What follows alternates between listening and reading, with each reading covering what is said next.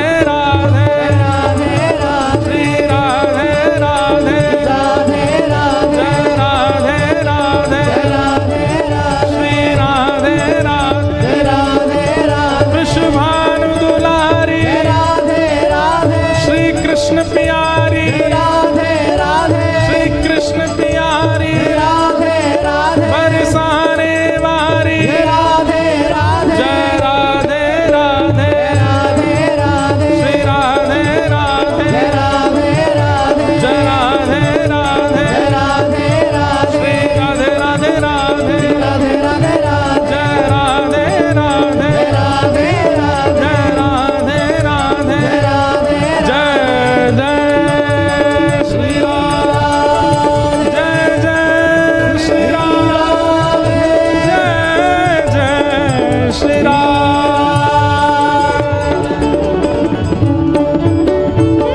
बोलो वृंदावन बिहारी लाल की। नेक जय ढीली पड़ रही है आपकी, जोर से बोलो। बोलो वृंदावन बिहारी लाल की। श्री राधा रमण लाल की। श्री राधा वल्लभ लाल की। पूछरी के लौठा की हुप हुप